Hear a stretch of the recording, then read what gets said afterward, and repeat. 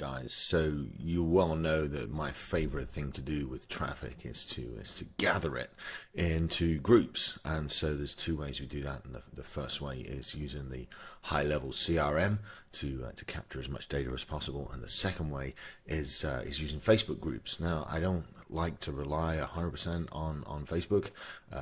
You know, Meta's just this platform that if you poke it the wrong way, you do stand a risk of getting banned and losing everything.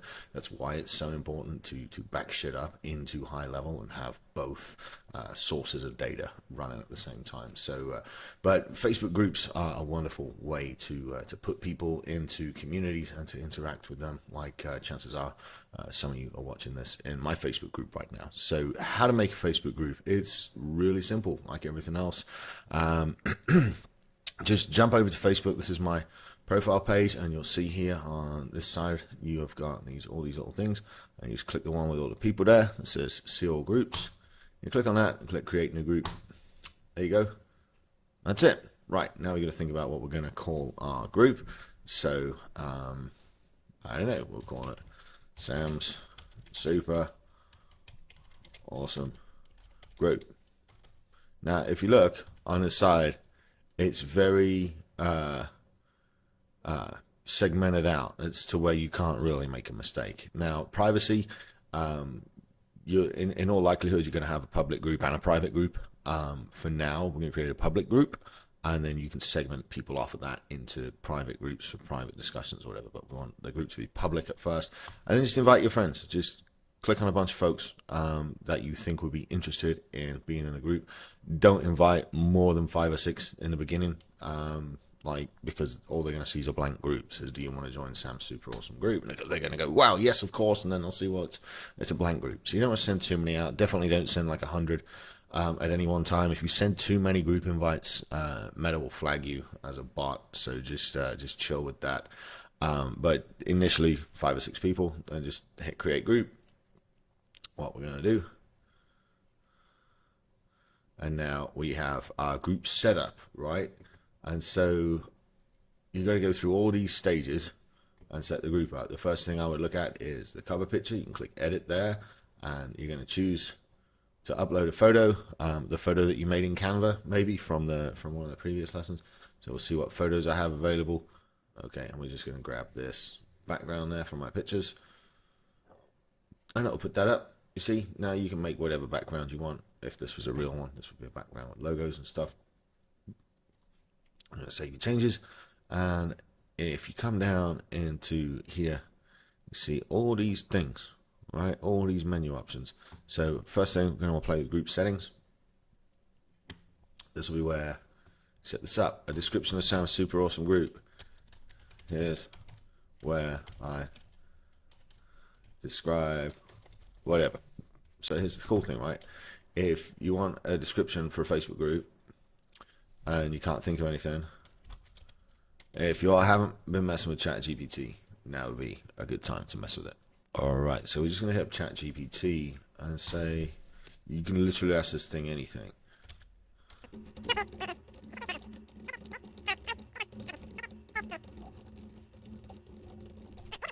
Now, ChatGPT is a tool, so the better input you put in, the better output you're going to get. All right, but look at this. Already, it has wrote me a description for my group. Now, we're not going to use this, obviously, but check this out. Look how easy that was. This group is dedicated to all things racing cars and other awesome topics, whether you're a fan of Formula One or NASCAR or motorsport. So I would take this and rewrite it, right? You're not just going to copy and paste that in there. People can tell that's wrote by AI, but can they? Because there's just a few words that are out of place, but you could probably twist that and make it your own. So don't copy straight out of ChatGPT. But like you can literally ask it anything and it will help you come up with answers. So I'm just going to put test in there right now.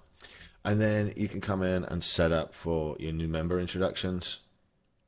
Yeah, hold on, save that. Which is, it will send you a message automatically when they visit, say thank you and welcome. You can set that up on autopilot. This is where you can add your custom group. So if you notice from my group, it's SBS Clinic, group color, badges. You can set everything up in here. One thing you want to have is you want to set post approval to on. You don't want folks just jumping in and posting all kinds of shit willy-nilly. Definitely set post approval on. And then your group can do all this stuff. Now you're going to decide which of these things you want to add to it. But it's really important to moderate your groups. You're also going to want to click on the group rules tab.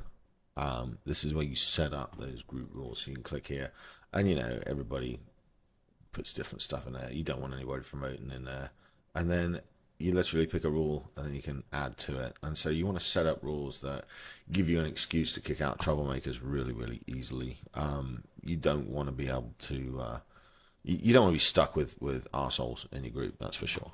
Once you have everything set up, you're going to want some admins for your group and moderators. And as you let people into your group, you come back over here, you'll get a list of all the people that are in it. Obviously it's just me in this one, but what you do is you click on this little button here and you can invite them to become a group expert.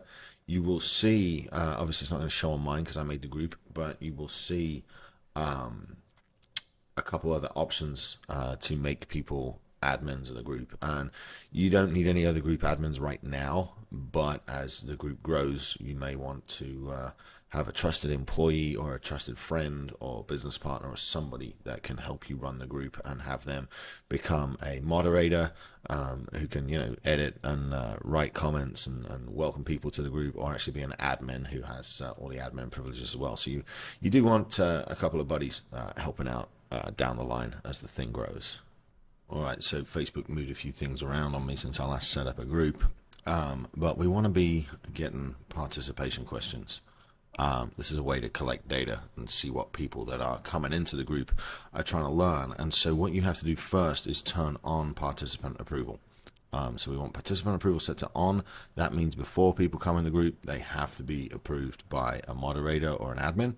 Then once that's set to on, you still won't be able to see this. You actually have to go and refresh the page up here. Refresh the page, and now it should be showing right there, participation questions.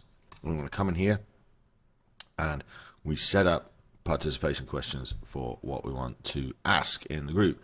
So this is where you ask the first question, and it could be, let's say for example your group is for dentists, and let's say you've got a dentist group in a state that you're trying to work in, and you could say, are you currently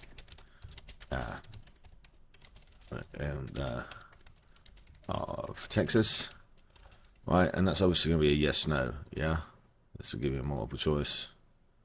You can have a written answer as well, and then you'll just save that so they can write their answer yes, no, maybe so.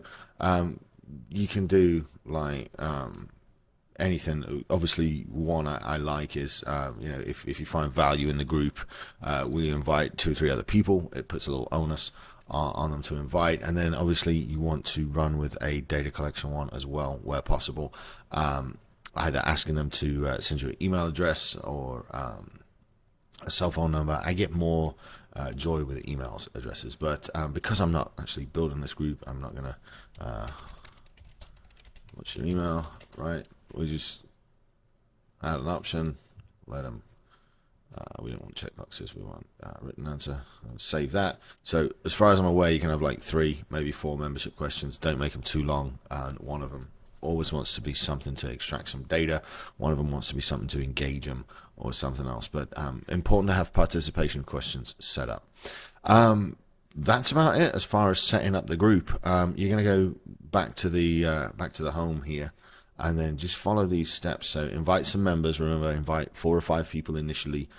Make sure you've got your cover photo put up like that. And you're not going to want to invite a bunch of people till you populate it with some stuff. But at least this is going to get you right on the right path to getting that group set up. All right. I hope that was helpful. In the next videos, we're going to look at actually tying the group into into your high level, into your CRM, and so you can start passing data and users back and forth. All right, this is actually how I make my living. So if you like these videos and you do find them useful, please go to followsam.live. You can click the button, you can join the Facebook group, the clinic there, and you can follow along with what we do and learn how to do it yourself. All right, you'll be good, and I will see you in the next video.